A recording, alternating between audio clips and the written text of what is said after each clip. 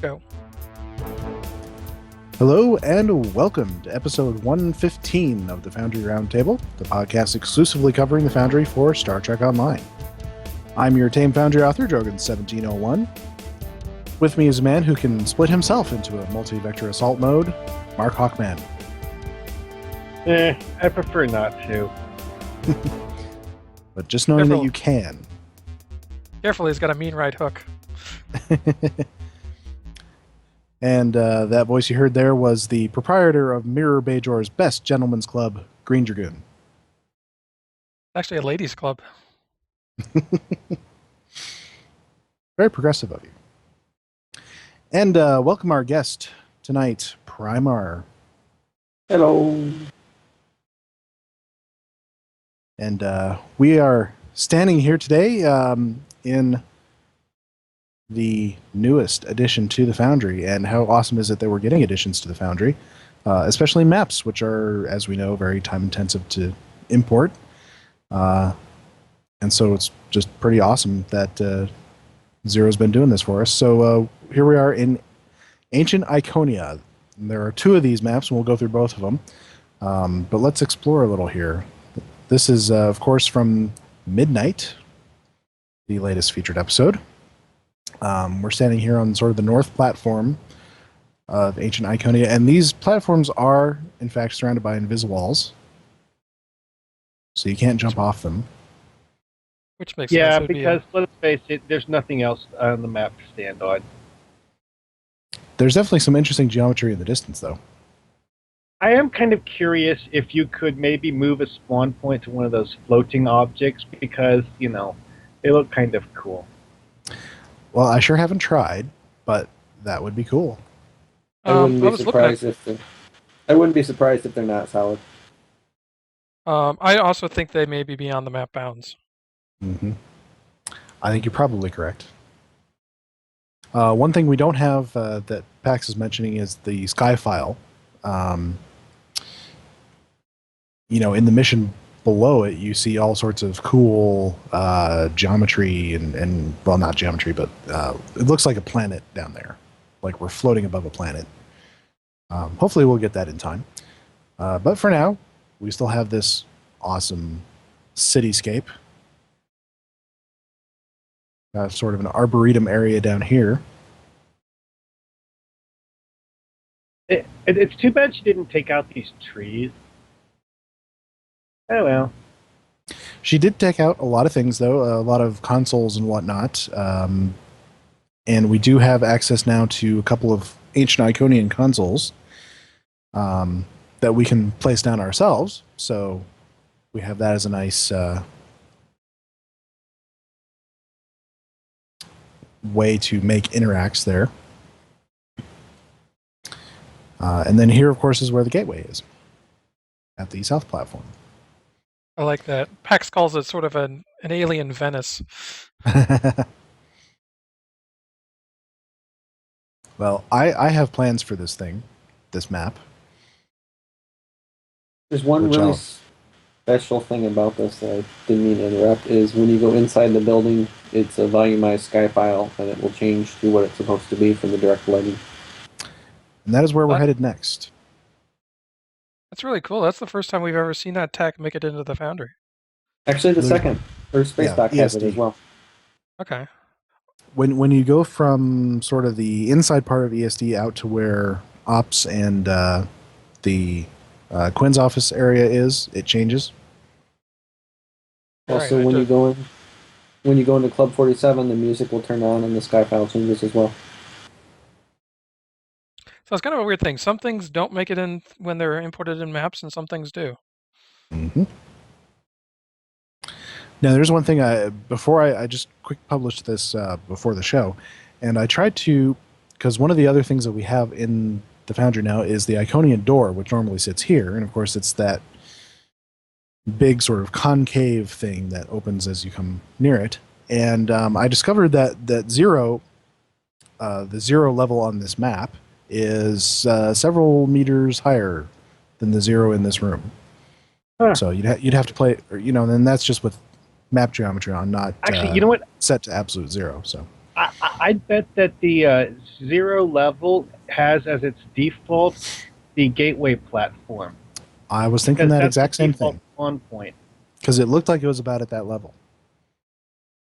There's another weird thing I found because I was attempting to use this giant room to build something interior because I really like these walls up top there with the curves on it.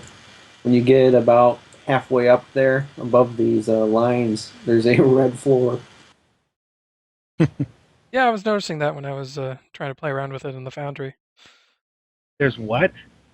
Not sure what's causing it, or what. When you look up, it's clear, but from the top down, there's a red floor about halfway up where the scene is. You can actually see that from the outside as you're walking down from the gateway platform.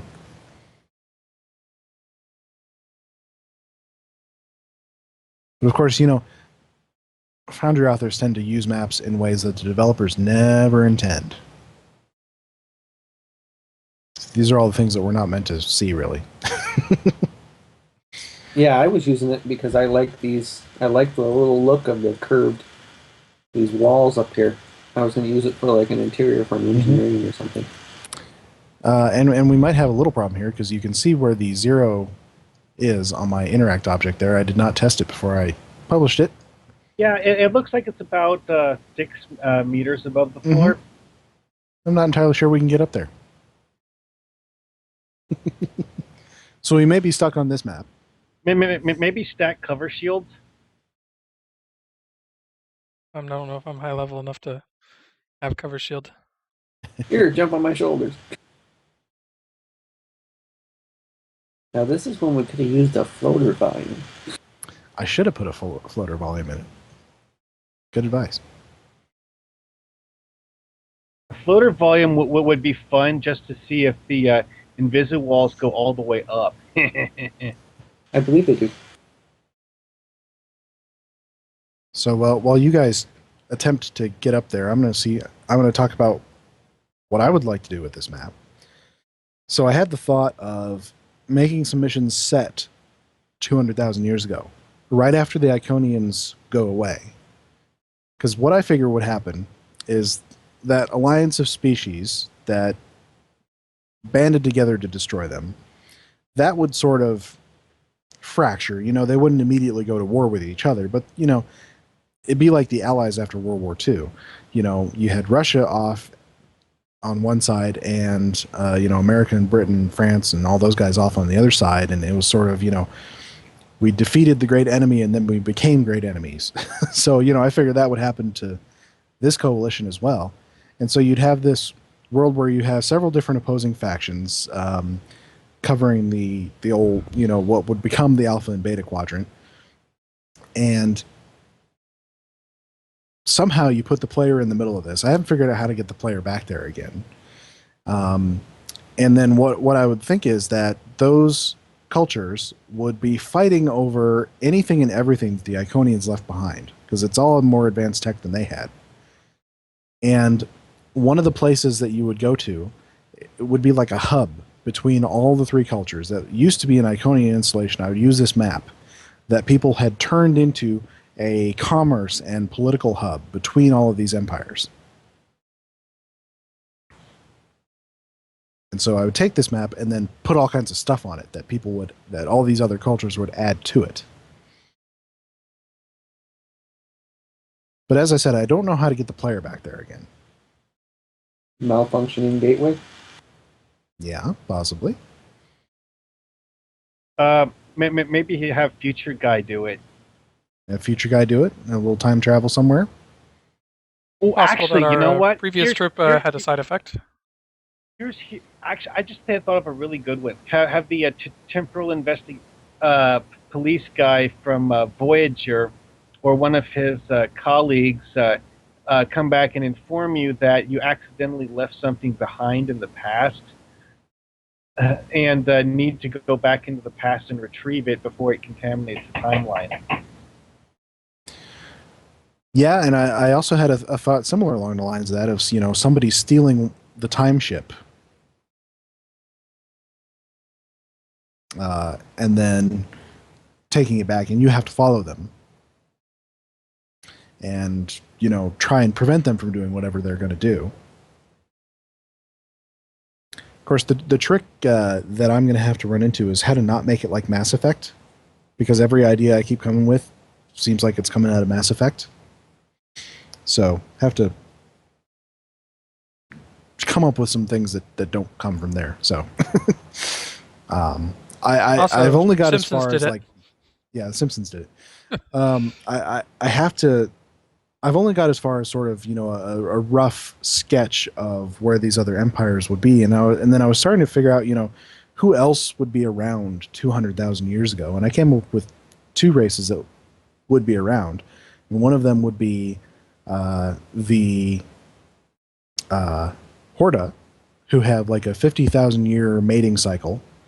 And I came up with the idea that the Horda of 200,000 years ago would be this huge trading culture, and mining culture, and they provide a lot of the raw materials that these other races need, which makes them very rich, very influential. And sort of, it shows the decline of that civilization to where, you come to the 24th and 25th century and there are just a few of them left in caves somewhere. And then the other culture would be the Voth. Because I kind of figure, the Voth left Earth millions of years ago, but there's nothing to say that they went to the Delta Quadrant immediately. I figure they could have hung around Earth space for a little while, and we could encounter them here. I think they probably wouldn't have their genetically engineered dinosaurs yet. I would leave those out, because we can do that now. What if they were like Voth refugees? There you go. Like a refugee fleet or something.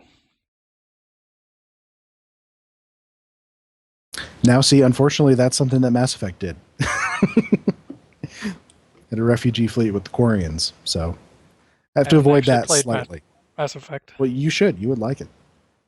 I would. I just never get around to it. Too many things to play. All right, well, we seem to not be able to get to our other map, so we'll show that off another time. But suffice it to say that it is the version of ancient Iconia that is under attack. So there's lots of burning buildings, lots of destruction. Apparently in that one you cannot change the sky file, so it always is going to be night. So when I tested this map, I put on the Nopata ground night map because I really like that sky file, and it really does a really cool effect with those blue shimmery things out there. Mm. Well, one of the fun things with new maps is figuring out what sky files will do to them. All right, so other news. We launched just today a new thing from Cryptic here. It's or PWE and Cryptic.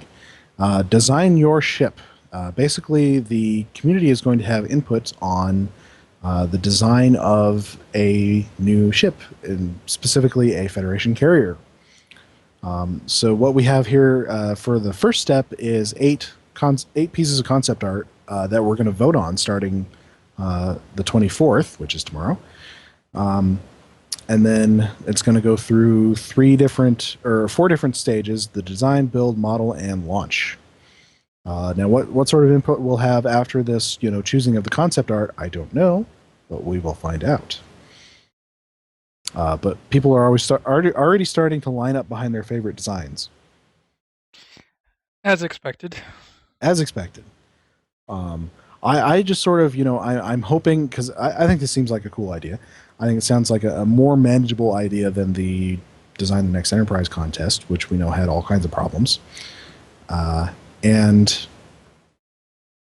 I just sort of hope that everybody keeps a degree of good sportsmanship if their particular favorite design doesn't win. So and one thing we kind of were talking about earlier, and I hope it happens, but I don't know if we're getting any traction, would be for the first runner-up, the second option to maybe become an NPC, so that by the time we're done, even the bulk that didn't win still get something.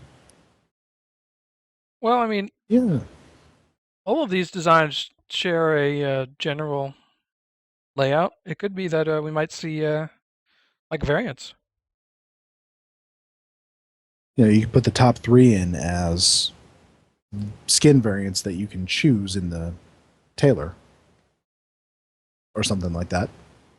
Yeah. Another thing, is that with the Design the Next Enterprise contest, we did see 2 or 3 designs from that actually end up making it in game, not just the winner over the years. So it's not like they're going to throw out this concept art, never look at it again if it doesn't win. They might look at it again sometime. Well, I think this is also a really cool chance to kind of see the ship design process, because obviously we're starting at the beginning with concept art, and if you look at the screen, I show it here. You'll see there are a number of steps along here. There's intro, design, build, model, and launch. It'll be interesting to see what they have up their sleeves for the different stages.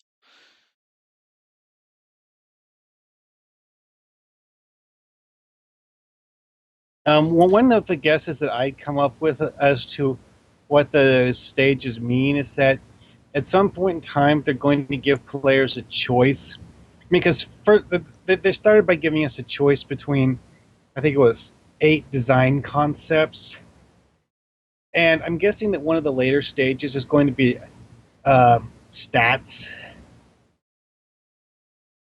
Actually, But, Trinity specifically said we're just voting on visuals. That the team themselves will choose the role, the stats, and all that stuff. Well, we already know it's a carrier. And that makes a certain amount of sense because, they're not going to, they want to slot it in to their overall build balance where they want it to. So, Besides, if they let us vote on stats, we're just going to try and min-max it to whatever the current meta is. Right, but Yeah. when you have the design by committee thing, you might end up with something interesting. Yeah, another DPS ship. Well, what I was getting at was that if you take the design by committee approach, there's no real way to know what the committee is going to come up with ahead of time.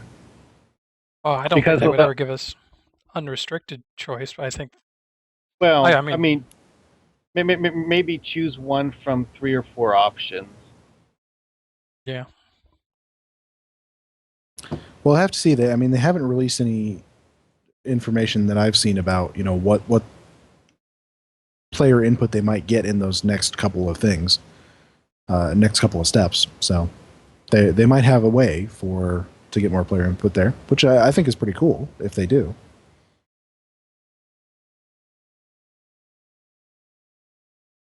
Let's see what else. There's a Foundry note in tomorrow, or well, I should say the red shirt patch. We'll get holodeck patch notes later tonight, and in the other map, which we are not able to preview currently, there is a couple of missing walkways between the platforms, and those will be added back in that future patch.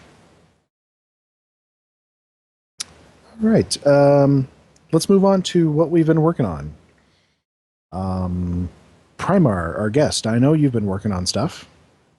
Well, I started working on a mission, and I've gotten a lot of progress on it, but I wanted to do something around the Omega team. We've kind of heard about it in canon in the one episode, but we really haven't seen it anywhere.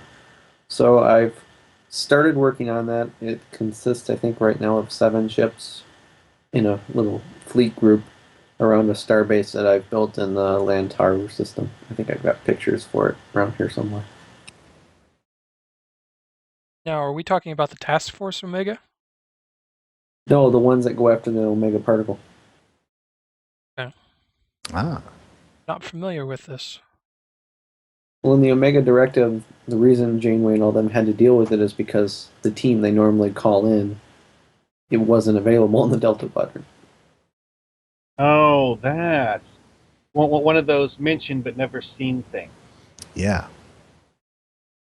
That's true. And now that we know where some of the Omega particles are generated, i.e. the Dyson sphere, Yeah, that's kind of my segue into it. You've dealt with all this, and here's how I can avoid the captain's only rule: is you and your away team have pretty much dealt with it considerably for the last however many months. Mhm. Might as well bring you in on it. Yeah, I don't think makeup artists is quite the secret they used to be. No. But yeah, that's definitely an interesting premise, and not something I've seen really anybody delve into. So we'll see how it goes. So where are you in the process? Well, I've got my ships and some of my characters created, and I've gotten my map created, my space map, but I'm ultimately trying to do an interior bridge, and I just have not had any luck finding one because I just don't know what to do with building it. I've gotten inspiration from lots of pictures everywhere, but I haven't really found anything in the Foundry or something I can make that does what I want it to do. Well, I'll tell you what, and this is the reason we brought you on tonight. Maybe later on we will actually not. Maybe we're actually going to do this. We're going to get into the Foundry and we're going to see if we can build a bridge, and we'll use Dragoon to do it. We'll see if we can get one that you like, and see what Cool. we can do with the assets that we have. All right. Let's see. Dragoon, have you been working on anything? Unfortunately, not too much. This last month or so has just been like very busy at work, and so it's been kind of draining my ability to really be terribly creative outside of work. I understand Kind how of. that goes. Hopefully, it'll clear up before too long, and then I'll be able to devote more mental resources to it. All right. Mark, have you been working in the Foundry? I've been thinking about possible changes to improve the Oath of Patrol mission that I did. Oh yeah, by the way, that still doesn't have enough reviews to be out of the review tab.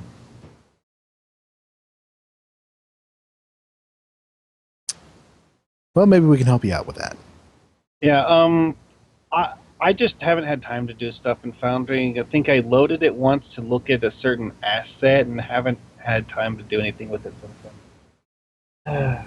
Oh well. Well, for once, I can definitely say I've been in the Foundry. In fact, I spent all last Sunday working in the Foundry. Primar has seen the fruits of my labor, and he's unfortunately not allowed to speak about it. I've seen it, because and I've broken it. And you broke it a lot, which actually is very, very useful.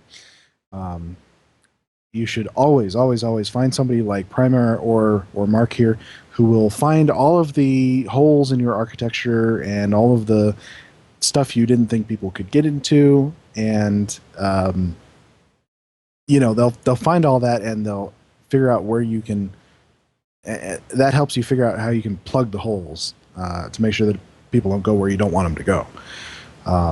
So it's very, very useful to have somebody play your mission that way. But what I've been working on is our new Starbase UGC project, which of course is going to be a 6-part series made by 5 authors, including myself and Captain B.F. Dennis and Johnny Snowball and Bazag, and I believe the other one is Zorbane. So yeah, I mean, I spent literally the entire day just building in the Foundry. I got the mission to a point where all of the objectives are in, all of the maps are built, and all of it's just now polishing, and then I have to write the script and copy and paste. Should be pretty simple. But the maps themselves were not simple, but I got some in there I think people are going to look at and say, wow, that's pretty good. And including one built by Johnny Snowball himself. But by the way, do we have all this Iconian armor stuff in the Foundry yet? Not yet. Should point that out. We are wearing the new Iconian armor from the featured episode series. Or not featured episode series, but the featured episode Midnight. You can get by playing it.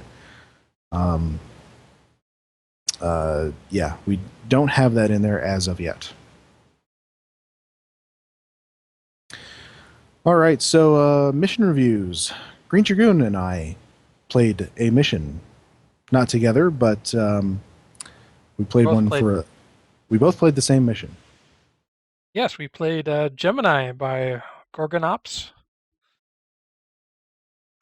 which I don't know. You said this was you thought this was the author's first mission. Yeah, he actually emailed us and said this was his first mission, and he was looking for feedback and suggestions. And I got to tell you, for being a first mission, this is pretty fantastic. This is like Greendragoon level of first mission. I say, yeah, this is a well done mission. This is a lot better than most people's second or third missions, let alone first. Yes. So the story revolves basically around this planet, and I'm hoping I'm pronouncing this right. Is it the race called the IB? IBI? I was pronouncing it as EB. Okay, EB. You have just as Or good of a something chance like as that. I do. And the planet was named Ifar or something like that. Obviously, you know, we're reading these, we're not hearing them spoken, so we sort of have to just guess at the pronunciations. Yeah. So it all starts out when you get called into Regulus to meet with another starship that has discovered basically a duplicate of one of their the leaders of this planet called Ilfar, and this is a smaller planet. It doesn't have much of an influence, but does a lot of trading. Yes. So the Federation and the it's near the Federation and Klingon border, and many races trade with this planet. And in fact, they're in the middle of hosting a trade conference, of which there is a Federation presence. But the Federation has basically discovered this duplicate leader, and they've confirmed that there is also still a leader back on the planet, and so everyone starts jumping at the thought of Undyne infiltrators. They're thinking something's hinky going on here. So you were sent along with a team from Starfleet. Was it Starfleet Security? I think. Yeah. To basically, you go under the guise of being a delegate to the conference that they're having there. Yeah. Part of the Starfleet delegation. Yeah, to figure out what is going on and to try and, if necessary, expose this other leader as a fraud. You've confirmed that the one you have is not an Undyne. So you head in, and I have to say he went all out with all of the optional dialogue. Yes. I kind of jokingly left in my review that you can get totally lost in optional dialogue if you let it. There are mountains and mountains of people you can talk to, mountains of optional questions you can ask. Thankfully, he is actually very considerate about this and makes a concerted effort to allow you to skim over things or kind of push forward without necessarily digging into all of the side minutia. That said, I mean, for a while at the beginning, I was definitely kind of talking to people, and it's really amazing how much detail he goes in with, like talking to like a local alien that's set up shop as a tourist guide to guide visitors around the planet, or like a one of the locals like talking about the latest politics or what they think of alien races visiting. I mean, all of these just little things, and I mean, there are little eye icons all over the place. It's good because most of it isn't necessary for the plot. You don't need to talk to all these people in order to understand the plot, but at the same time, it allows you to dig in and find out more about the underpinnings of this planet, about how things are going on. We All that good always talk stuff. about optional dialogue and using it to allow the player to go deeper into the backstory if they wish. We talk about that a lot, and this is like the perfect example of it. I also noticed in a number of places where he had added in dialogue choices for not only if you were Federation or Romulan, so he was accounting for the fact that you could be a Romulan officer Yep. playing this. It's a Romulan friendly mission. But he also added in dialogue for the time period. So you would occasionally see options for 2409 or 2410 to basically alter the dialogue based on whether or not this was earlier when you were still at war with the Klingons, or if this is later after things had been settled. Yeah, I really liked that, and it made me wonder because I was on a character who is almost fleet admiral, so and has played all the missions. So it's like, I picked the 2410 dialogue, and so I almost want to run it again and pick the 2409 dialogue, and then I want to run it a third time, pick the Romulan dialogue, and see what the differences are. It's got replayability. So yeah, he's definitely put in a ton of time and effort, and I only saw a few typos, but it's one of those things you almost kind of aren't surprised to find adjusted because there's so much dialogue so all over much the of place. The thing that caught my eye the most, and I put this suggestion to him in my review, is he had some problems with capitalization. That was the biggest thing I saw. And so, a pass through each of your, just go through each of your dialogue windows and make doubly sure that everything that needs to be capitalized is, like when you say the such and such system, you capitalize the word system because it's part of the proper name of it. And, there was one time when Starfleet wasn't capitalized. So, and that's a thing that, unfortunately, different styles of writing teach that differently. There are certain styles that capitalize a lot more things than the style that I use, which is Associated Press style, which doesn't capitalize some things that others might. But which style is Star Trek? One of the one of the biggest variables I've noted with capitalization rules is when to capitalize the name of a race. That's one that kind of I've seen people do it several different ways, and it's just Well, generally in Star Trek, it seems to be whenever you have like an alien race, you capitalize the name of that race in pretty much all usage, and the one exception being humans. However, if you call them Terrans, you capitalize it. Well, the other exception would be if you are using it in a sentence like, that guy is a Klingon. I mean, then you wouldn't necessarily capitalize it, but in almost all other uses you would, because like a Klingon ship or etc. No, I think in that case you do capitalize it. And this just comes from reading Star Trek novels and things like that, is that, everywhere I've gone, I've seen that capitalized that way. And the only exception is Mass Effect, as I alluded to earlier. Mass Effect lowercases all of the alien race names to kind of match what we usually do with the word human. Well, I have actually seen people who would go and put all, unless it's a proper noun, they would put it in lowercase, just because. English is tricky. It is. It absolutely is. And, honestly, and occasionally there's no right answer as well. Yeah, really. So you would be forgiven for thinking that he put all of his time and effort into the massive amounts of dialogue that you can explore, but that is not where he stopped. He also had some incredible maps. Yes. So when you beam down to this planet, there's 3 of them in succession. Yeah, there is this city which is incredibly intricate, down to the custom statue in the square made out of building blocks. Yeah. Kind of a geometric. Reminded me of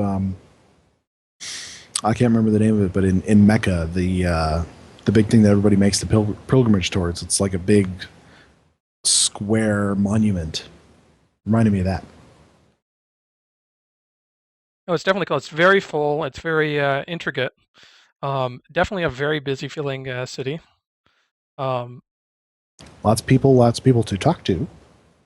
you go on to the um, Federation Embassy, which is its own little map and its own little section.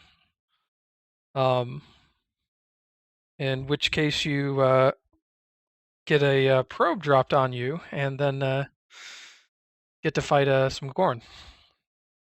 Now, I noticed there was a choice when he's asking you, who do you think is behind this? You have a choice to blame the alien race, the EB, or to blame the Gorn.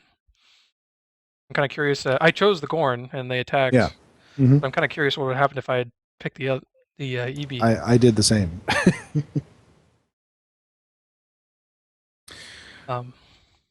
Could be you're just wrong, and you still get attacked by Gorn. Yeah.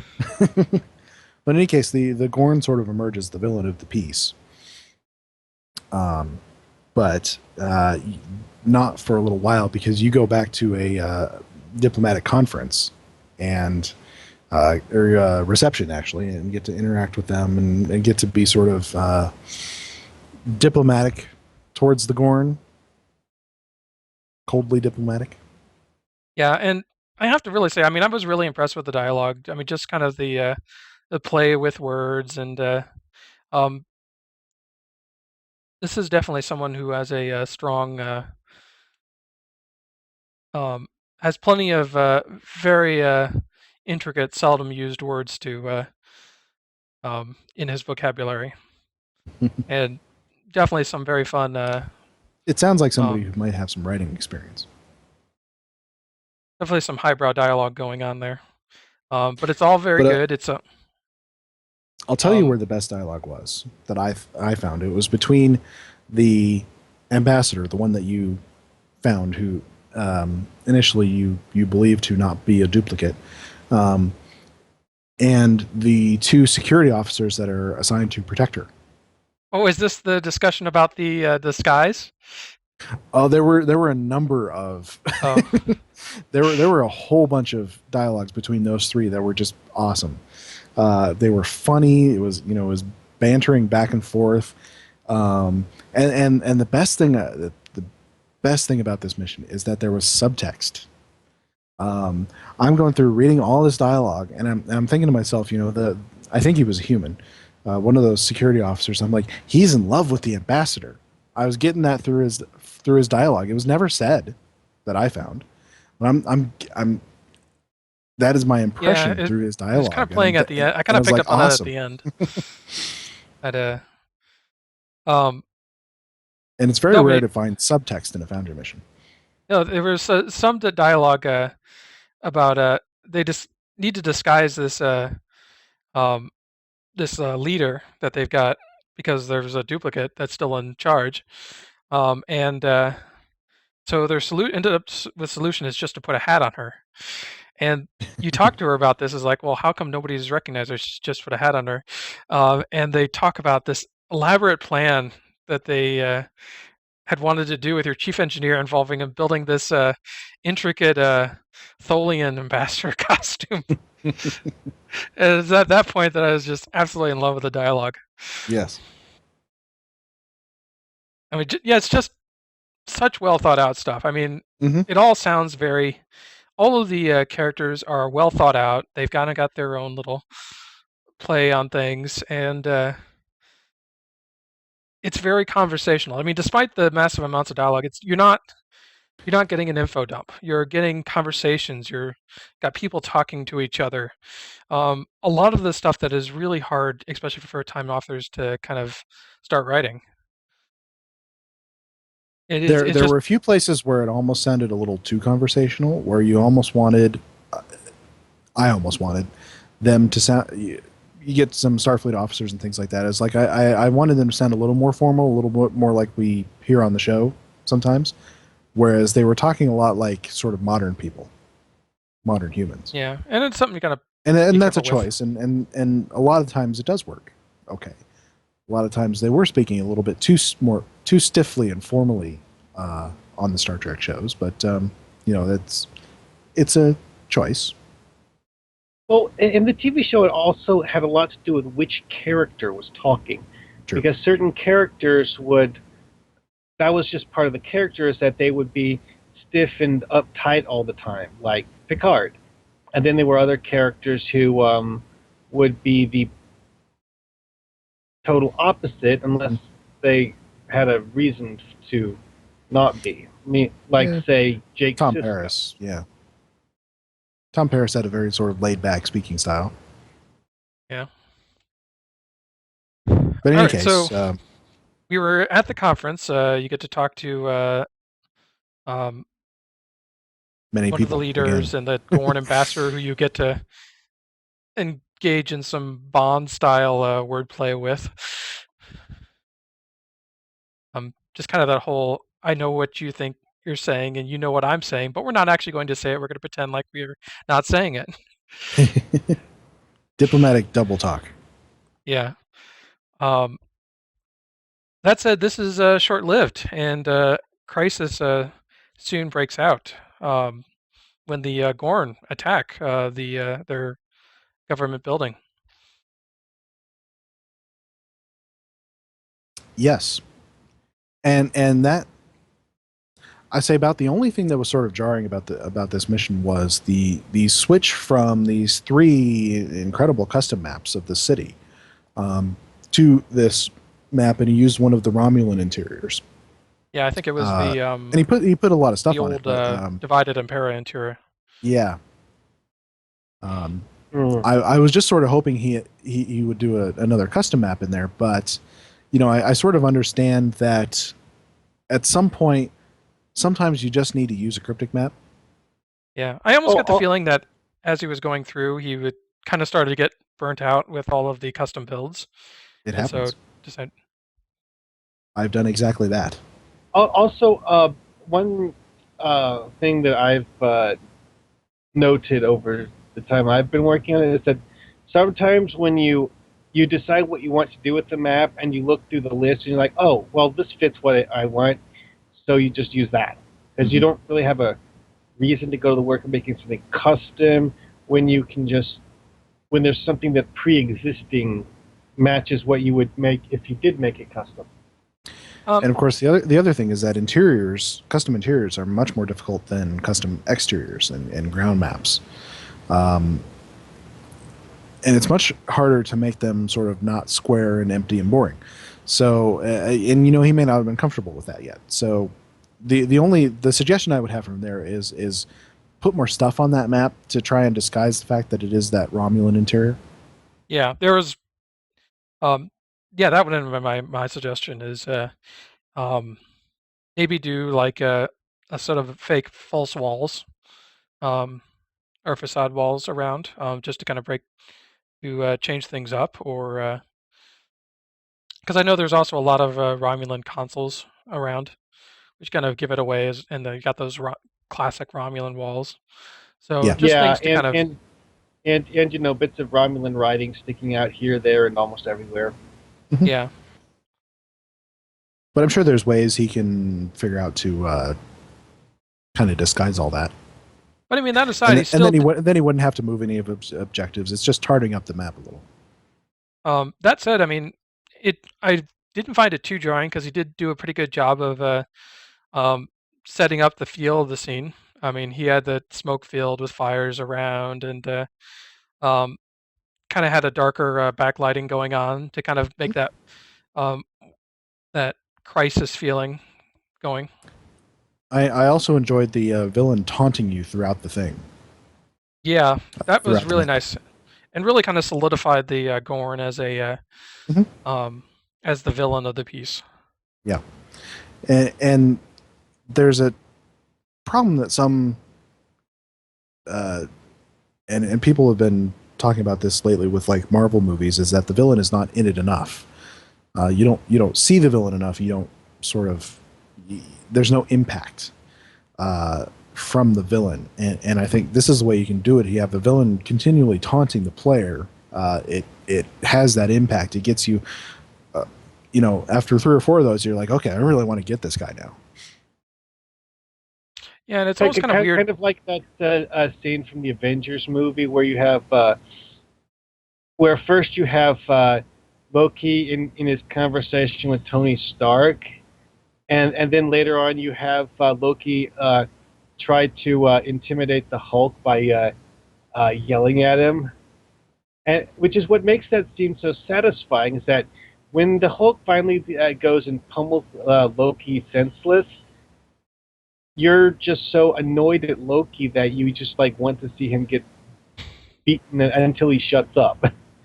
Loki is a great example of how to do a villain because he's so complex and he's so charismatic that I think directors want to give him a lot of screen time, which is great.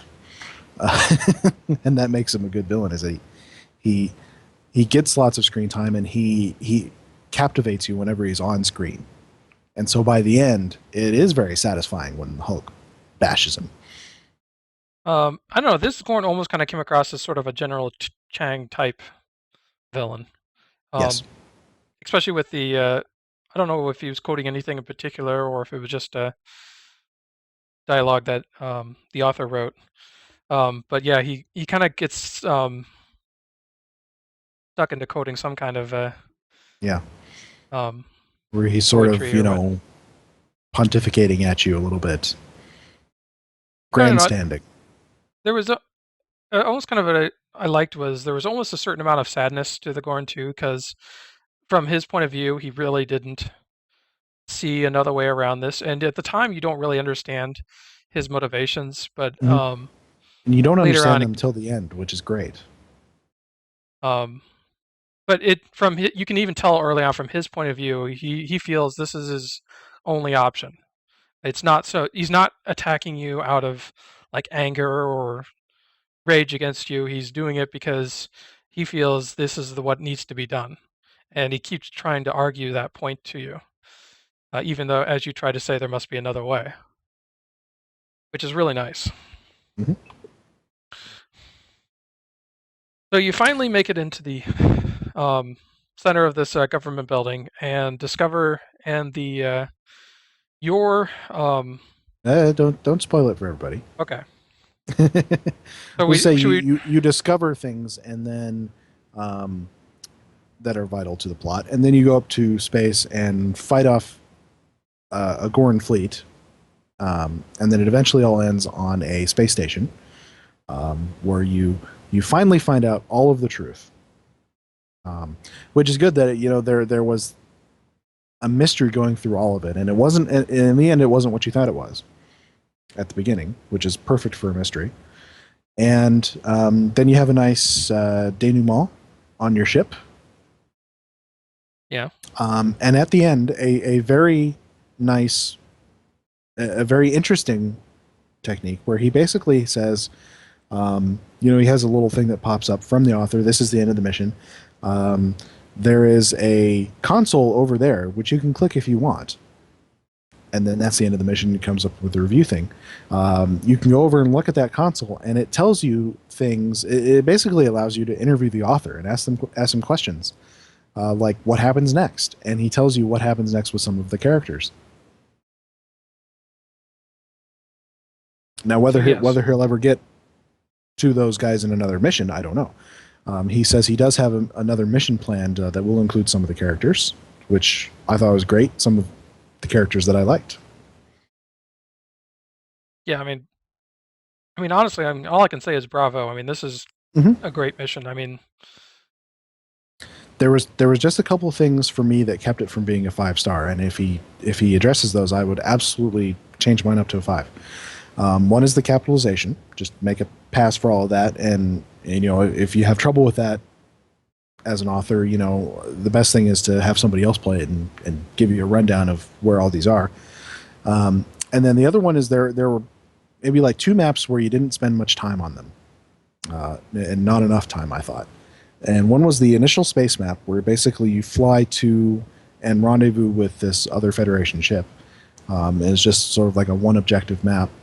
And I thought you could probably eliminate that because there's no vital dialogue that takes place on that map. So I think you could just go from sector space right to the other ship interior. Yeah, that's actually something I did with my first mission, the Vat's Legacy. But when I did that one, I used the fact that you're in that particular solar system as a way of, I guess you could say, discussing the fact that being there was extremely unusual. Well, the other option, of course, is to put more objectives on that map, figure out something else for the player to do. Well, mine was just a simple enter orbit, fly to the planet. That was the only objective. But you spent a bit of time doing dialogue, and I guess you could say explaining to the player what the mission actually was going to involve them doing. I wonder if you could change it up just a little bit to have it like maybe you have it start from K7 or something like that. This K7 wouldn't be so far out of the way that it couldn't work for the story. There's some possibilities there. But we'll leave that up to him. The other one is the very first city map. There's only a couple of mandatory objectives on there. There's a lot of optional people to talk to. But if you choose not to talk to them, you're only on that map for like 2-3 minutes. And it's a fantastic map, and I wanted more sort of mandatory objectives around to kind of force me to explore it a little bit. Another thing I noticed on those is he has you like beaming from one side to the next in the city. Mhm. Now I kind of feel like it could have been just as easy for him to put in some doors. Could have and been. have you translate between the maps that way. Now, is there a way to make it so that when you're going from a ground map to a ground map, to make it so that you don't beam out? From ground map to ground map, you don't beam out regardless. There's no way to make you beam out. Okay. It'll just be there'll be no You just go transition straight to a animation. loading screen. Yeah. It's only from moving from ground to space or space to ground that you do the beam. And if you're doing space to space, then it's a warp. Mm-hmm. But he says in dialogue that you're beaming, right? Yeah, he says in dialogue that you're beaming. You don't actually beam, but yeah. Or figure out a shuttle system between the different parts of you use some of the shuttles that we have as a tram that takes you between parts of the city, or something like that.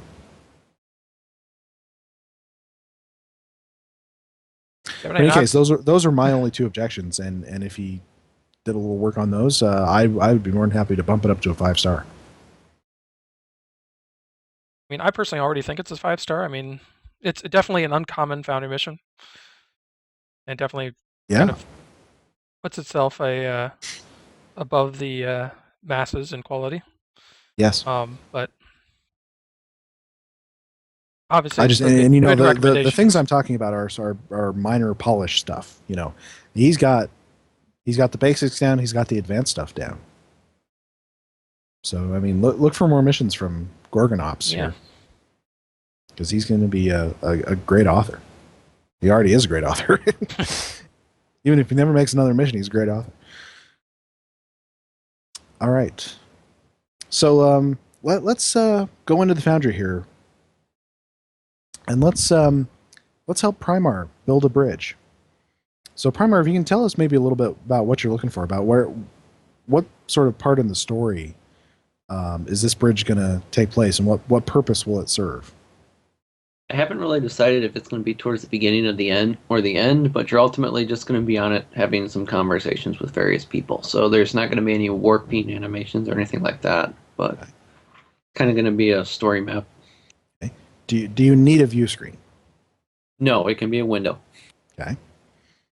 Let's see. What sort of ship will it be? It's either going to be I want to use the command cruisers. That's what I've already got skinned, but it can be an Odyssey if it has to be. Okay. So I don't know what sort of design style do you think a command cruiser would have? What would it look like? Would it be sort of Galaxy class-ish, sort of open and light colored and happy, or would it be a sovereign? More of a battleship? Kind of more diplomatic, kind of open and big and bright. Okay. I like using some of the ESD assets. I like those consoles. Mm-hmm. Um, I found I could make a turbo lift that was relatively convincing out of the ESD turbo lift doors, so that I didn't have to deal with that 40-foot wall. Yeah, I see that. Well, I almost wonder if this couldn't be one that you build into another map, like build it into ESD somewhere, so that you get a nice. I don't know. You could use some walls out of it or something. I don't know. I'm That's just an idle thought there. The Deep Space Nine Skyfile has the exterior visuals that match the space map that it's on. So Okay. Now I know you can build above and below ESD, or not ESD, Deep Space Nine, or off to the side and things. You do have to be careful with the pylons, because you will see the docking pylons outside the window. But of course, you can find another map and use the Skyfile with it. But Right. I think in this case, I think you're probably just better off building in the black space somewhere. I was actually thinking about trying to do a refit of an existing bridge, something like Yeah. the Emissary Bridge. Okay. Let's go with that.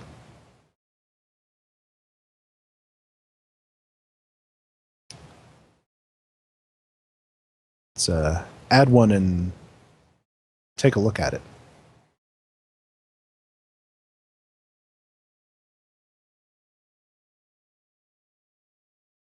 I know. I mean, a command paddle cruiser is a pretty big ship, so I kind of figure it's a bridge would be a fair size too. Plus the if I was going really fancy, I might try to go with multiple levels, but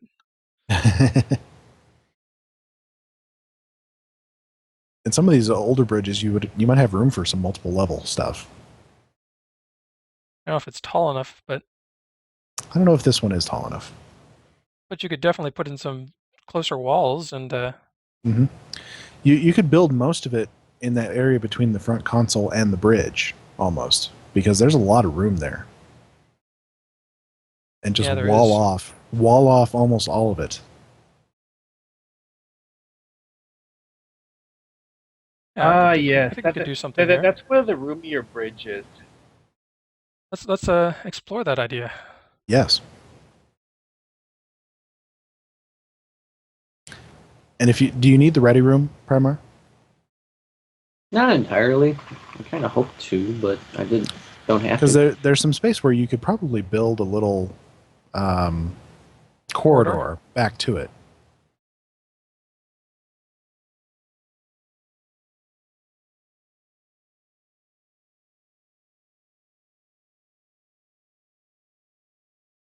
All right, so you got your plan here. So what you want is an admiral's chair, first officer chair, an extra seat, kind of in the center. The usual sort of galaxy layout.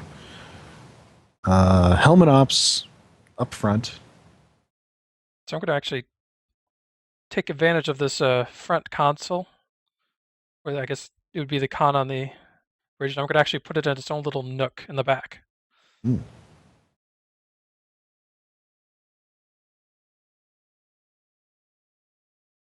Yeah, in case he was wondering, my computer overheated again. I thought so.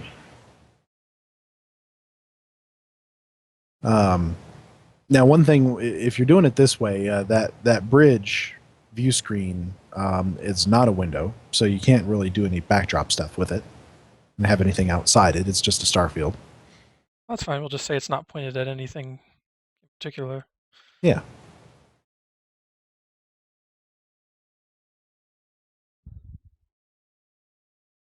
We can even cover it up because when you're looking out the window, it's going to be brown anyway. You could always do what I did. Is I built a completely custom bridge a long time ago, and had just a blank wall, and said that the view screen on this is a stand-in for a battle bridge, and said the view screen wasn't working. It was going to be fixed on Tuesday. Well, I actually have only ever written one mission that called for having a ship's bridge. And just for the irony points, I had the player beam into something that their sensors told them was probably the bridge, and then have it. I used an actual bridge asset, kind of like that one, but then after the player beams down, they find out that what they beamed down into is actually a library on board the ship and not the bridge itself. And they have to wander around and find the bridge. Yeah, surprisingly, bridges are the one thing I haven't been able to find a lot of in the Foundry. I picked up 20 different missions that were bridges, and they were all RP bridges. And I found quite a few that were quite good. There's 2 or 3 of them that are really, really good, but they're all TOS era. How funny. Because they have a lot of TOS era stuff that can be used for making bridges. But, well, in my case, though, since it was an alien ship, I didn't really have a reason to try to make it look like a Starfleet bridge. And in fact, what I ended up doing was making, when they find the actual bridge, it's kind of almost like a closet with a chair that the pilot of the ship sits in, and it's really more like it's not a bridge the way the Federation does them, because it's designed to be operated by a single person, and it's also designed to be operated by a person sitting in a chair. Well, it's a cybernetic race, so what they would do is they would just kind of like plug into the ship like the Borg do almost. When I was building mine, I had this idea that I wanted the player to fight a battle from their bridge. But I knew that, if I tried to use any bridge, it wouldn't be the player's bridge, because I have no idea what the player would choose for their bridge. So what I did is I said, I started in space, and it's like the first hit, and I did a little explosion trigger, causes a hull breach on the bridge, and it's venting atmosphere. So you got to go down to the battle bridge, which I could then build myself. Or auxiliary bridge, to be a little more accurate. Yeah, it's enough to... Okay, so we got the console back here, which has actually now become the tactical console. Yeah. Let's put in some...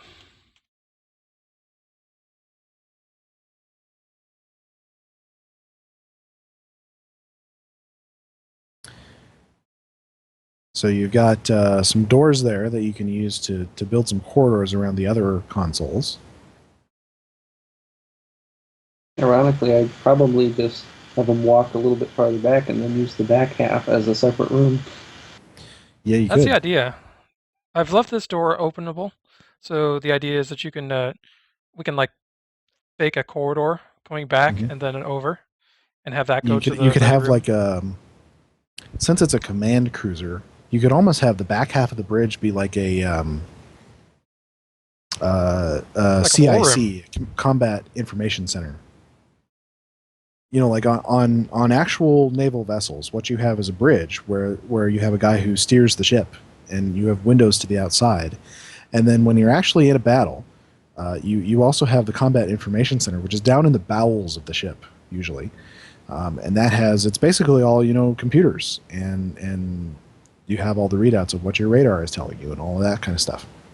Yeah, I mean, it's not like people actually pilot modern warships by looking at the sea and turning the rudder. They push buttons on the computer, and then the ship does what the computer tells it. Well, they do both. I mean, of course, they have people actually looking, but yeah, the person steering the ship doesn't do it based on what they see outside. But it would make a lot of sense to have a command cruiser laid out that way. Oh yeah. And I'd always figured since the ship is in their command, I got it under a 2-star admiral, we'd have somebody else that was the XO would also have a ready room of some sort. We've got enough space here to do it in that other. Yeah, you could make a little office for him. I'd probably put it in the hallway to the turbo lift that doesn't open.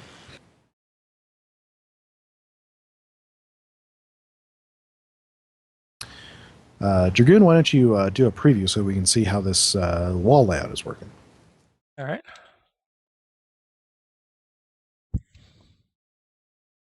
We're saying I'm sick of watching you place assets. No, I just want to see how the wall layout's working. Well, also, it's always good to take periodic breaks. Otherwise, you may realize that you put things in the wrong spot. Yes. Kind of an interesting layout. Need to get some of my wave values fixed. Like I said. Yeah, that definitely tells you.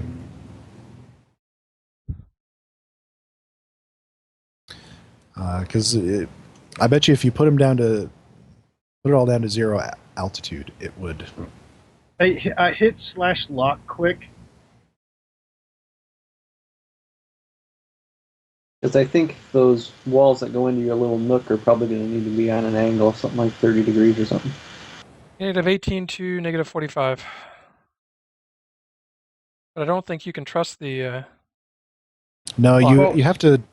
Remember, /lock reports in feet, and you use meters in the Foundry interface. Yeah. So Yeah, if you just want a quick and dirty conversion, divide by 3. Do something with that window in the ceiling. Actually, I don't mind it. I do like how you get sort of the those 2 ridges that come out to either side of the view screen. Yeah, the support pillars. Yeah, support pillars. There you go. I like that. Oh, your walls clip into them a little bit on the one side. Well, I think I can work out something. But that if I angle the inner wall to follow with we don't have to polish the thing tonight. We just need to sort of build the basics and see if Primer might be happy with it. Proof of concept. Yeah. True. It's Primer not like Primer's going to. It's not like Primer's going to use the actual map we make, anyways. True. True. Although, how awesome would it be if we could like export maps for other people to use? I know. That would. We've been saying that for years.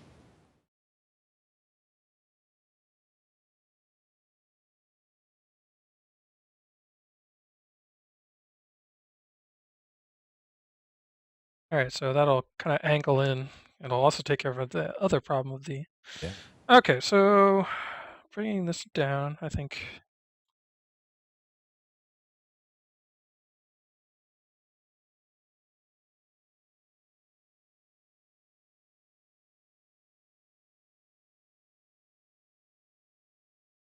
It is kind of nice because of those support beams. You have like 2 other little alcoves naturally occurring in the back, to the sides there. That could be like, the science area or something like that. Science, damage control, all the auxiliary bridge functions.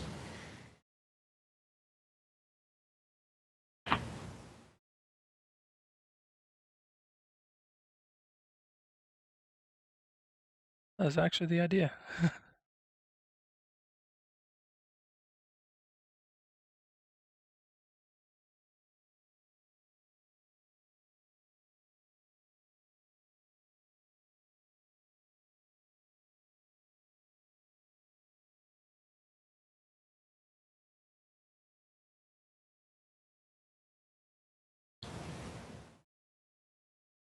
And so here's the question: is because you are going to be using a few of the consoles here, would you want to keep using that style of console to make it consistent? Or would you want to go ahead and start using some of the ESD consoles, which look very different from that one that's in the back there? Doesn't matter to me. Well, if we put them together, I'm hoping we can kind of test them out, see what happens. Well, since I'm the not- rooms in the back are going to be using the really old blue L cars, it really doesn't matter. Yeah, that's right. A few of these old bridge maps have some of the original blue L cars left on them. But this particular version are still readable and understandable.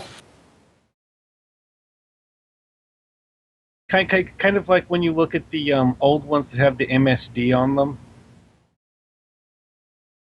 Actually, the MSD is the only thing on this map that is not readable at low settings. um,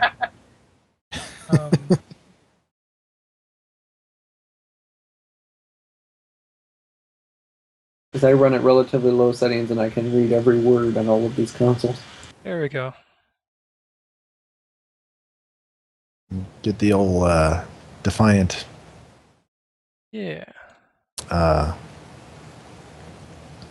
captain's chair platform.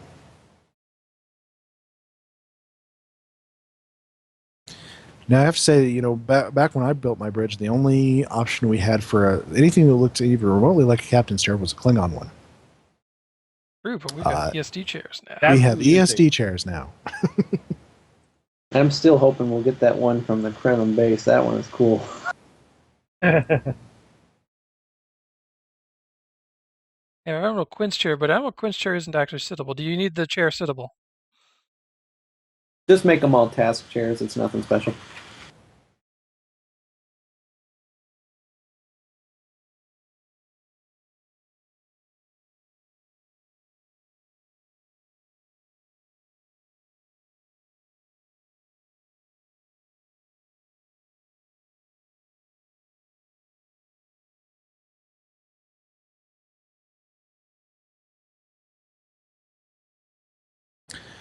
One thing, of course, you could even do now just to differentiate the bridge from the rest of the ship is put in some carpet.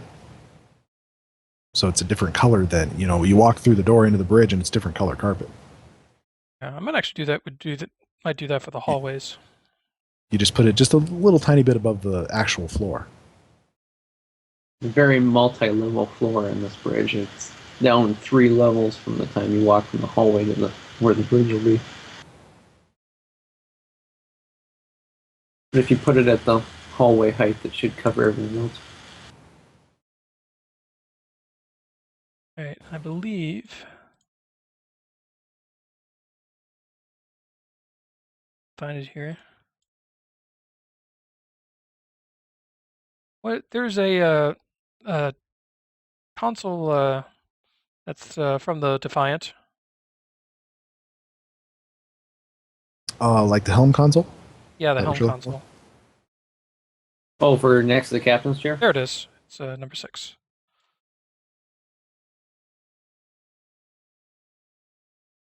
Because I actually found that the double console from ESD worked pretty good. They're sticking between chairs since it's double-sided.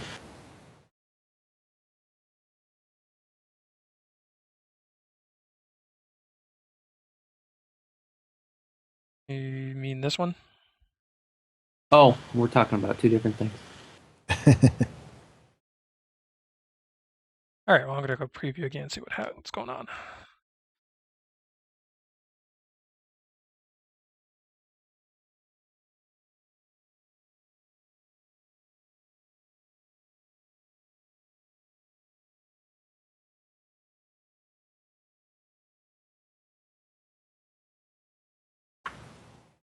Okay, as expected, everything's a little too high. But that back's looking nice. Minus the captain's platform that's sticking through it. Yeah, But the that's just positioning of lower the that a little walls. bit and you're good.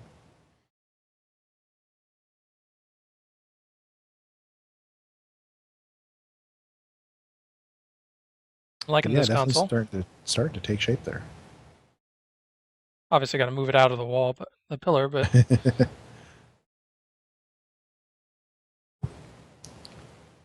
actually, I might move this platform forward so that the helm console is. On Yeah, it the helm instead. can be on that curved section at the front. Yeah.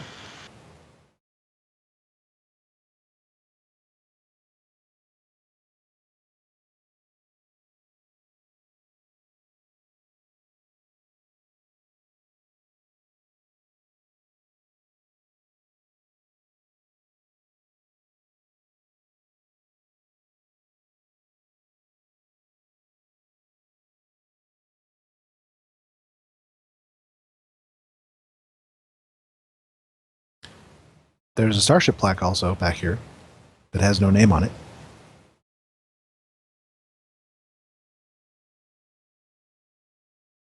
Something I found last week, I was playing around on the ship tailor, and I found that the Gamma Bridge, one of the original ones, still looks really good today.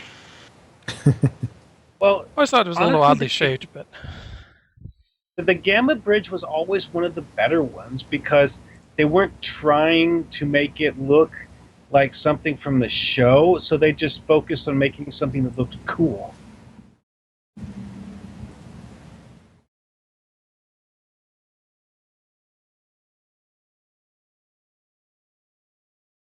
kind of hard to believe just how far Cryptic has come since they started the game. Yeah.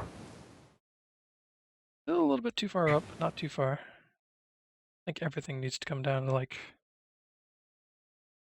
7, negative 0.7. Well, that thing I mentioned about dividing by 3 to convert from feet to meters will leave you off by 3 inches per meter.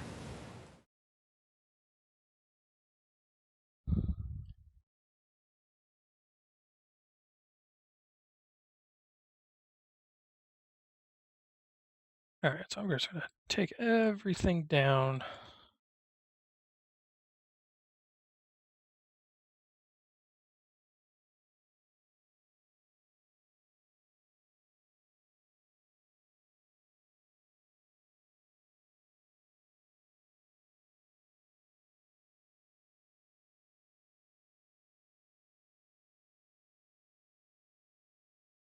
Alright.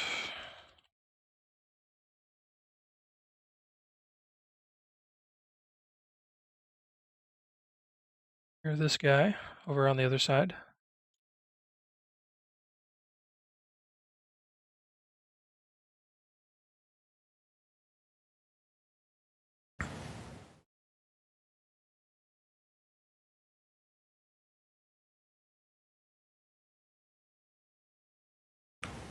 I suppose this is like the one time it's nice that the launch bridges are so cavernous and huge. So we Yeah, actually it's want also- them that way. It's also a In good this point case. that not everything has to be completely built from scratch. This is a great example of a redress. Yeah. Which is actually something they did all the time On in the the shows. Yeah, the fans like to think they built new sets for everything, but in reality, they didn't have the budget or the space to do that. Not Yeah, to how mention many all the bridges? props that got reused. How many bridges were the Excelsior Bridge? I think it was the Equinox. I can't remember if it was the Dauntless. Almost everything except the Enterprise D's bridge, and the like, they used it for like a whole bunch of different visiting ship bridges.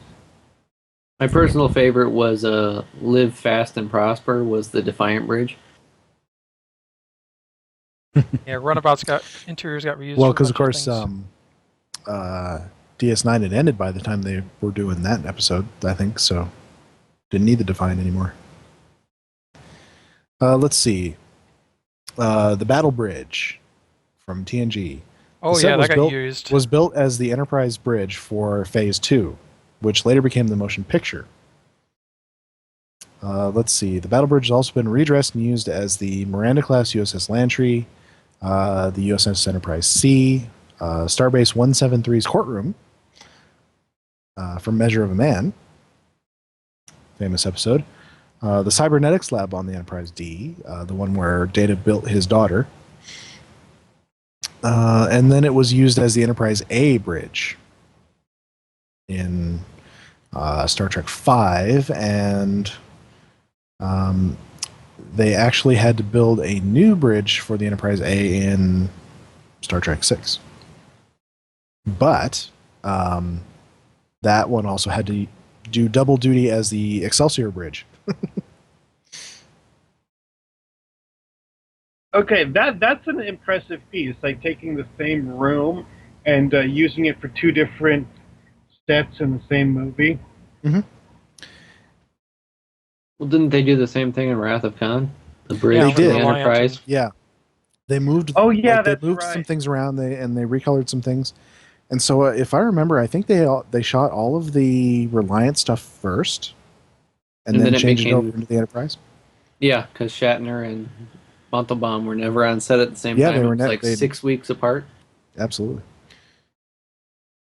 Which is kind of impressive when you look at it, because you look at it and it's a conversation, but the actors aren't having a conversation. What you have is somebody offset shouting Khan's lines at Kirk, and vice versa. Probably not the actor themselves. Well, I mean, at that point in time, Montalban wouldn't have been able to do that anyways, because there's a reason why they don't ever show him standing up in the movie. There we go. That'll be great for the back wall. You mean except for the very beginning where he's standing up talking to Chekhov? Yeah, the guy had several injuries that he sustained over his course as time as an actor, and he got into the point where he just couldn't do it the way he was in the first one.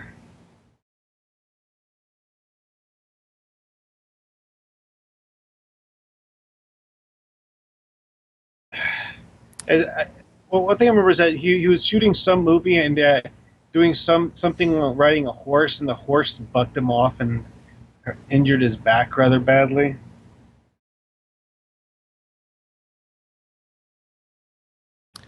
So Dragoon is demonstrating one of the sort of challenges sometimes is that you have these consoles that attach to walls, and sometimes getting them to actually attach to the wall and look good is a challenge. Especially with those generic Starfleet walls, because it's very hard to tell exactly where the edge is. Find out in a sec. Yeah. Oh yeah.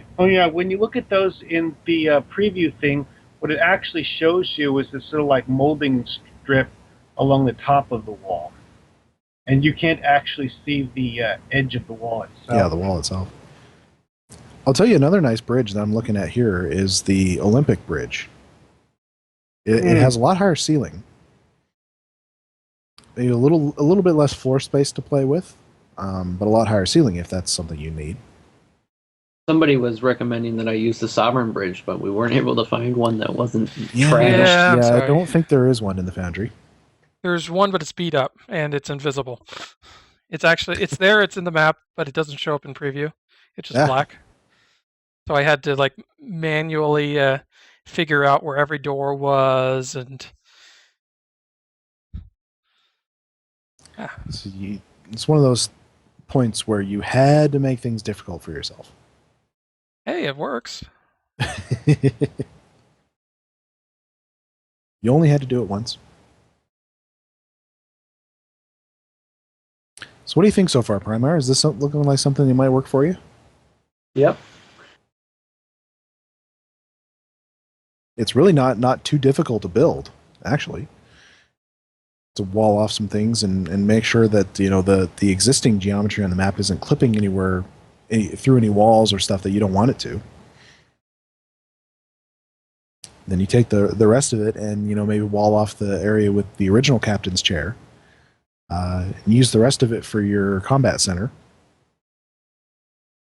I went and looked at that, and you're right. The turbo lift that you would get on the player bridge doesn't open, so that's basically just a little room back there that you could make into somebody's office. The captain's office back there, and then the admiral's ready room in the actual ready room. I'm trying to remember which bridge it is, but one of the Federation bridges actually has like openings on the bridge for like 6 different turbo lifts. It's got to be one of the fake Intrepids. Or no, I mean like, the Galaxy has a mass ton of turbo lifts on it. And even I'm looking at the Galaxy we have in the Foundry is not even the player bridge Galaxy. Was this like an original map? Because it is like horrible. It's a very old map, that's for sure. It's one of the optionals for.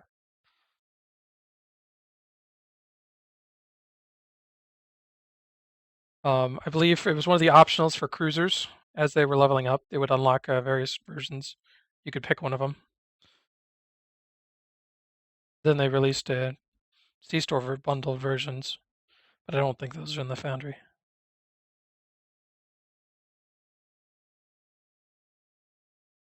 Okay, now we're getting really close. Yeah, now we're cooking. Pull them out of the wall a little bit, but What I like about those wall consoles you're using there is that they actually have they're a light source. They produce a blue glow with them. That's really cool. You've got the Deep Space Nine Skyfile going, right? It won't show outside Oh. the window because that's just a star field there. I know it won't show, but it mostly just a the 2D lighting. thing. But Yeah, it's you would have good to remember. It's good to remember that that ambient lighting is determined by your sky file. True. a little tricky That's to. why. That's why I mentioned it. It's a black Skyfile, but it's got a little bit of brown in it. What that would do, changing that would be, it would change your lighting. You wouldn't see anything different out the view screen, but it would change your lighting. And so you'd kind of have to experiment and find one that you want. I know You can that see it like out here. the Science 01. Oh yeah, you would see it out the Ready Room. That's right. Some of them actually have some really, really powerful effects. Like if you want to see the biggest one, toss the Barge of the Dead sky file onto a map. Because it adds this swirling mist effect to the entire map. All right, well, I can continue to flush things out. I mean, I might put a third console in there to kind of Sure. extend the length, pull these out from the wall, obviously, so they're not clipping. Yeah. Put a chair up here. But I think you guys kind of get the gist. Mm-hmm. Mm-hmm. Yeah, that's a great way to repurpose an existing map. Oh yeah. If you wanted to, if you're going for a battle damaged bridge, you could use the MPOC North sky file, because the sky file for that space station, since the space station is damaged, it'll actually have the ambient lighting flicker.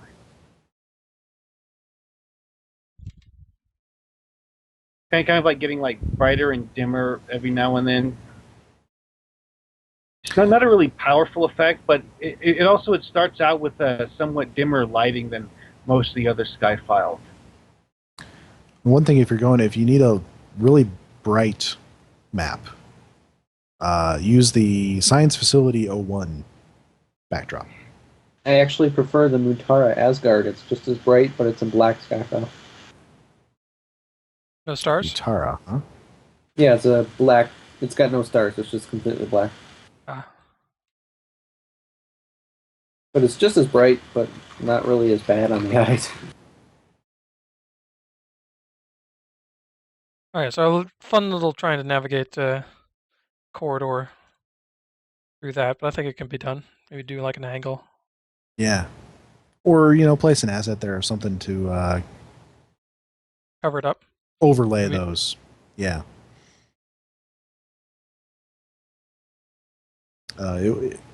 One thing that building on existing maps can get you that none of the other, you can't do by custom map is it can get you some really interesting floors and ceilings.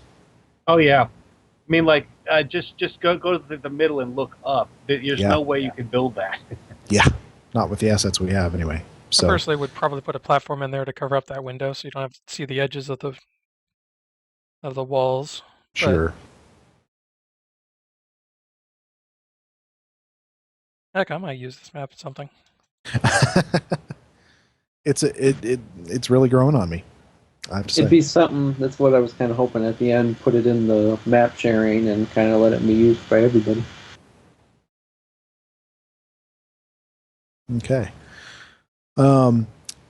So what I'm going to do next is I'm going to teach Dragoon how to build something. We were talking last time about time travel, and one of the big impediments to time travel is that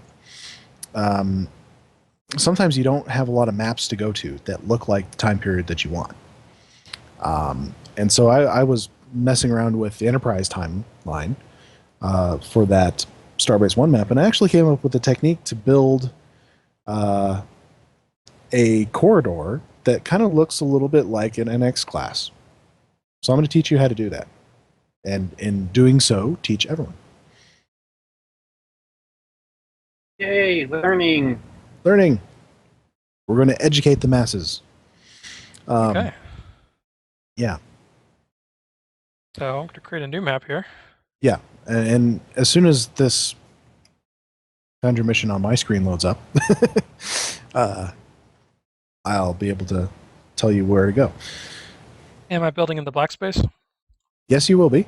So the base map you need is the Rapier interior. Or are you going to build between the sections? Yeah, between the bridge and the other section.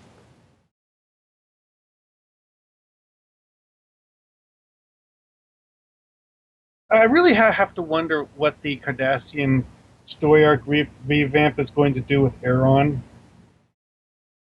It did mention Avorta in their thing that they put out today, the summary. Somebody on Reddit has been talking about it, and I think they've hit the nail on the head, and I haven't even played those second 2 episodes yet.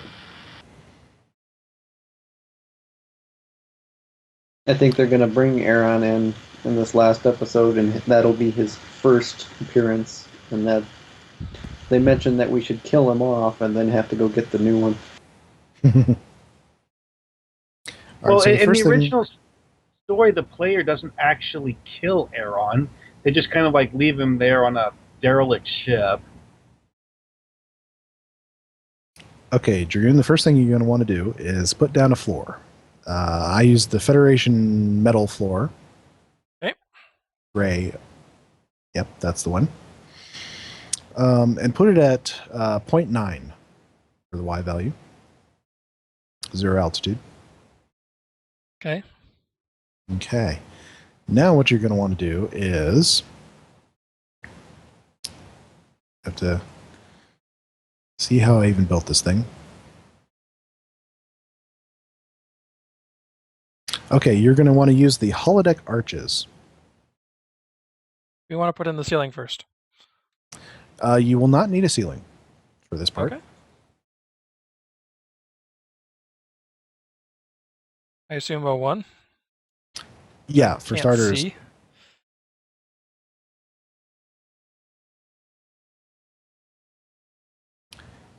Yeah, these things don't have an outline, so it can get a little tricky. Actually, start with put down in one that's 02. Okay. And you can leave them at 0. And this first one, I want you to put it at -75 for the X value. -75.3489.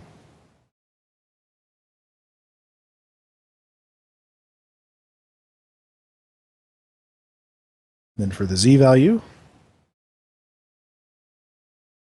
is -37.7606. And rotation 0.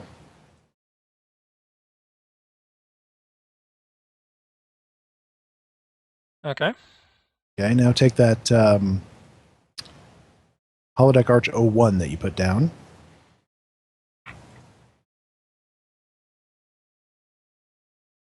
Now it'll have the same X position as the first one.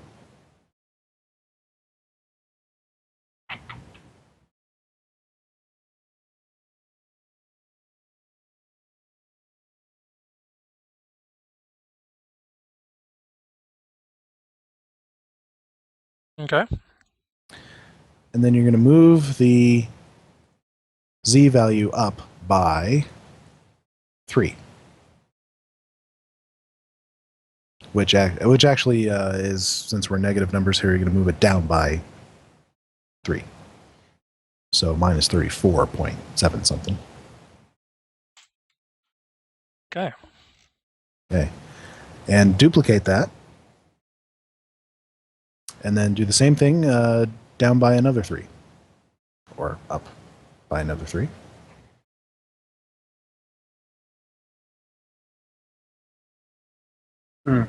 So basically you're making a ceiling out of the interior of the arches? Yes.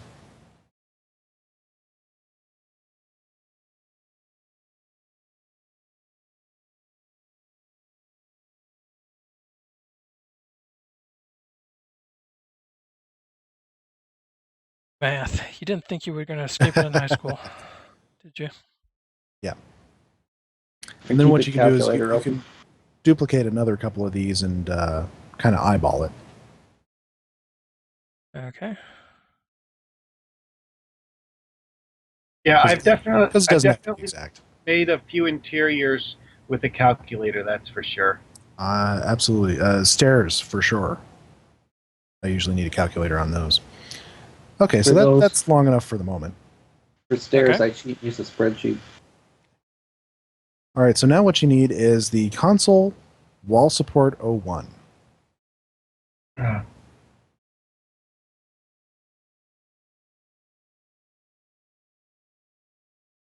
Yeah, I've used these things before.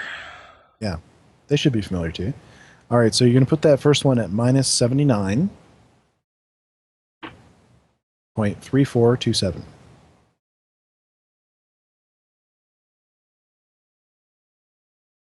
And you put the Y value at 1. And rotation at 0.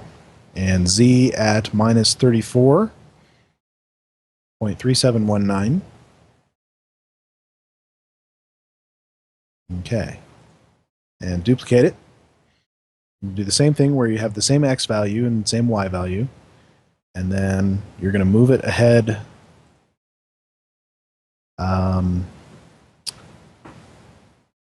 by about 3, but I'll give you the exact value this time. Minus 30.7246.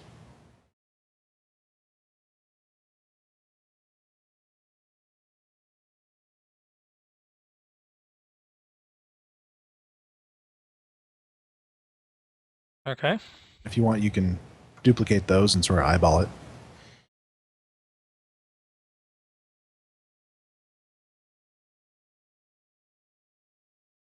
Okay.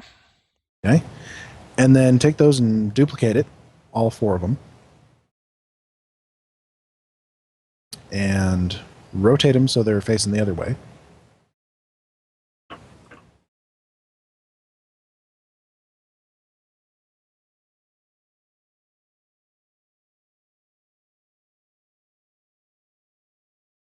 And then, yeah, put them on the other side so they mirror those ones. You're looking for a Y value of about minus 71.3. Or an X value, sorry. Okay. Move your spawn point in there and preview it. So there it is. You might have to move the spawn point up to 1 for the Y value. Oh, yeah, maybe this wants to seems be on the like- floor. This seems like a good time to mention that it's always best to have the elevation of the spawn point a little above the elevation of the floor, because Absolutely. otherwise the game might get confused and spawn you underneath the floor. Some maps it doesn't happen, some maps it does. And I've seen some maps where it would spawn your boss under the floor and not you. One of the particularly bad ones are the maps where the actual floor is that metal grate stuff. Ooh, that does look pretty. Yeah. And you can change the backdrop to make it look, darker, lighter. I got so far as to get to like a corridor junction where at that point you would need a little bit of a ceiling. Ooh, as a test, you could try the one for the at that North space station. Yes. Just to see the how different that makes it. Play around with this.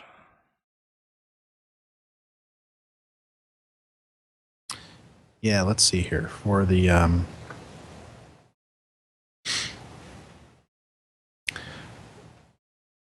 junction. I used to create kind of a corner. I used one of those console wall supports and then turned it so it faced across the aisle, sort of diagonally. I tend to use the rubber floor hex for ground and ceilings.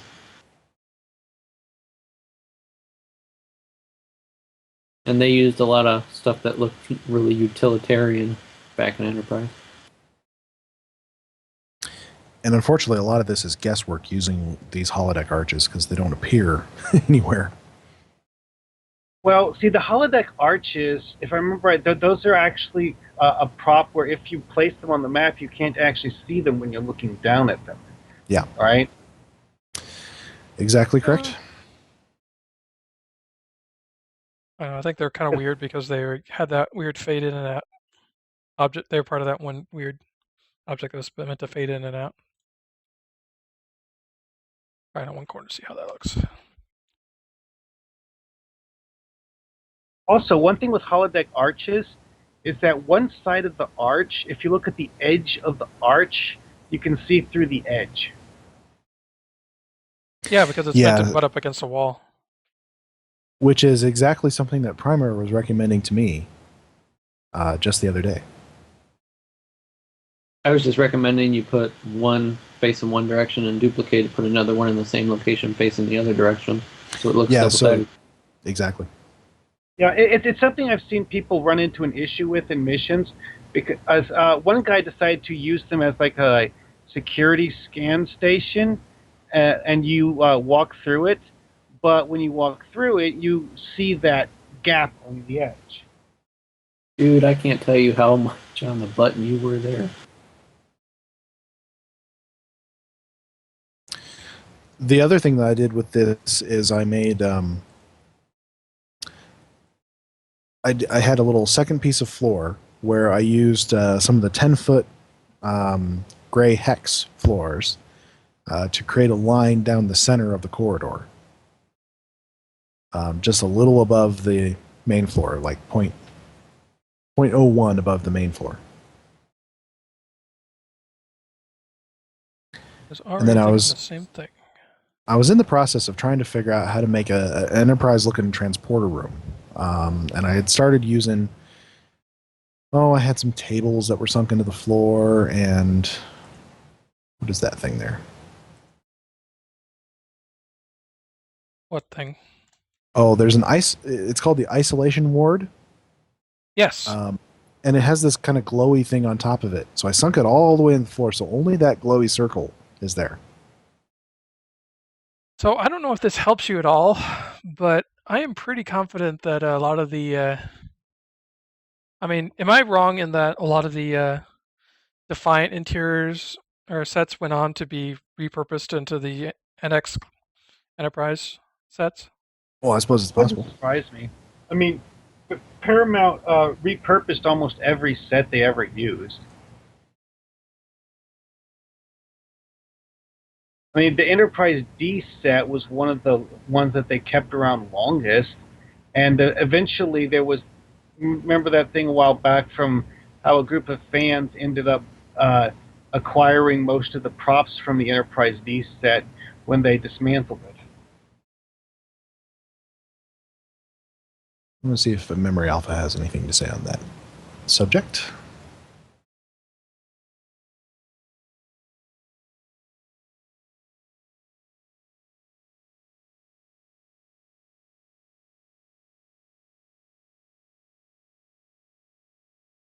Well, I can tell you that no practical studio models of the Enterprise were ever made for the series. Doesn't surprise me because they switched to using CGI halfway through TNG, didn't they? Halfway through DS9 and Voyager. However, Doug Drexler did create a paper miniature of the vessel, a study model for the Foundation imaging to view what the ship would look like.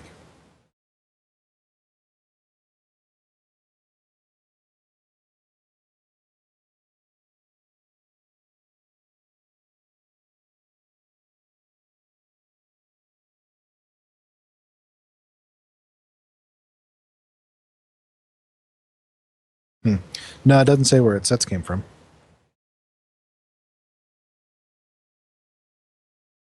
Well, one thing I just thought of is that all of those big battle scenes in Deep Space Nine, there's no way they would have ever done those with miniatures. Well, I think they did some of that, in Way of the Warrior, where the Klingons attacked the station. I think they did that with miniatures, didn't they? It was, because Taco saw the pylon at STLV.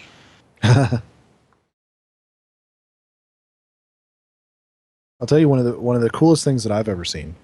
I went to this Star Trek exhibit in a museum in Phoenix one time, about 6 years ago or so, and they had all kinds of props and things and replicas and that sort of stuff. And then at the very end, as you were walking out, there was a few things sitting there, and one of them was this big, oh god, must have been like 12 foot across saucer section, Galaxy class saucer section that looked beat up. And I'm thinking to myself, because I had seen the behind the scenes stuff on Star Trek Generations, and I was like, and it wasn't until later that I left. I was like, wait a minute, maybe that was that model that they used to crash the Enterprise D. And so I was looking it up on the internet, and it's like, yeah, that's the one. Didn't realize until I left that was that model. They were selling the 12-foot wide saucer a few months back. Really? Yeah, Paramount's decided that they're not actually going to use that stuff, so they might as well liquidate the assets. Apparently, anyways. Yeah. Well, I mean, as with Voyager, I mean, they had to rebuild the Excelsior Bridge because the original wasn't around anymore. Yeah, well, I mean, it had been repurposed for I don't know how many things. But in any case, here is a great little technique. It's actually fairly simple to build yourself an NX class interior.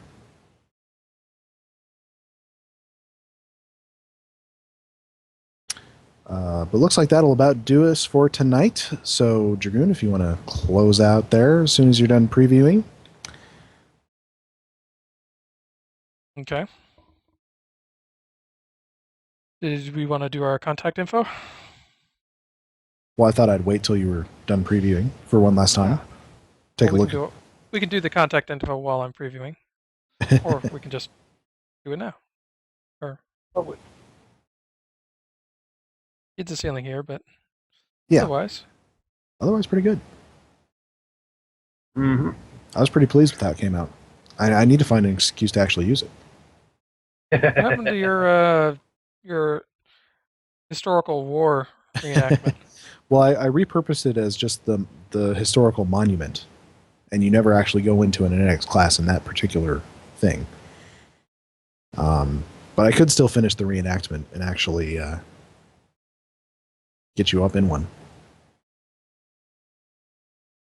Okay, so that is a total of 84 assets. Yeah. 83 if you remove the spawn point. So if you want to do anything huge with it, it's going to be fairly taxing on the assets, but... Most custom builds are. Yes, indeed. I still think it'd be kind of cool to try and do a little redressing of the Defiant interior.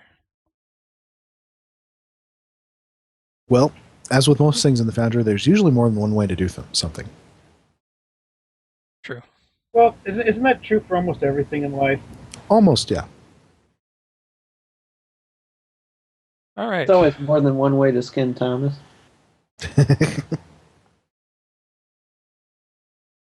All right, so if anyone is interested in getting a hold of us and I will tell you that this week's review was actually a result of someone requesting that we do a review. So Yes. we can be reached by email at foundryroundtable@live.com. We're also on Twitter at Foundry Roundtab. Jorgen can be reached at Jorgen1701. Mark can be reached at Markhawkman, and I can be reached at Greendragoon. Primar? And I'm Primar13. All right, and we are also now participating in Laughing Trendy's new Starfleet, what is it? Something Core, Media Core initiative. So our forum posts for each episode are going to live up in that new forum now. So if you're looking for us, that's where we will be, and also, of course, on Starbase UGC. But for now, we will say goodnight. Good night, everyone. Good night.